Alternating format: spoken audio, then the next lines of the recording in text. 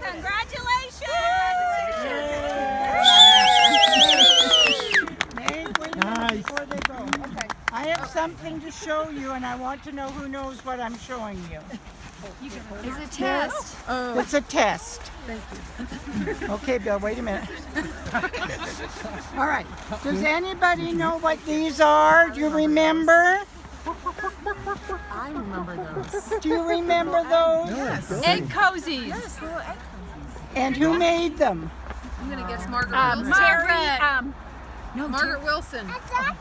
Every Easter, Margaret would go out and buy one of those huge bags of these plastic eggs, you know, and then she would go home and she would make cozies. And here we have a little duck, and we have a rooster, and she had all sorts of other things too. And Margaret made them. They cost a whole $1.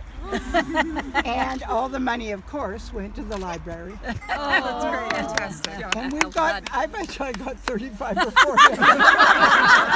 Well, you don't say no to Margaret. Hey!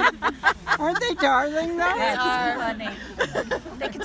Margaret Wilson is one of the greatest donors and lovers of this whole library.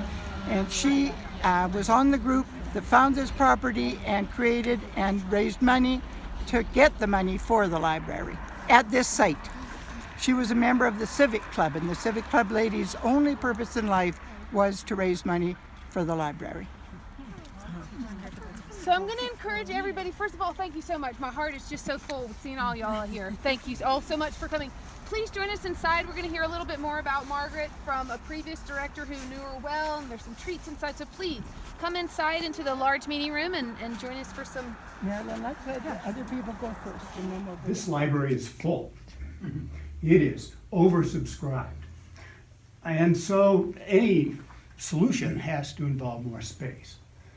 But it made no sense to even consider more space until we had a solution for the parking that space would require. And in fact, of course, the addition will take up parking space. So we had a problem, and now we don't. We have the land that will take care of that. This is an incredibly significant moment for this library.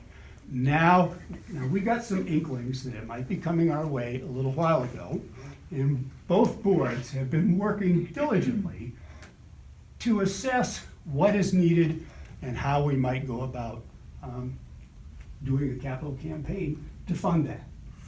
And so here we are at a major juncture, and it is the case that Margaret Wilson's legacy of the past, which is very significant, as you've just heard, may extend into the future.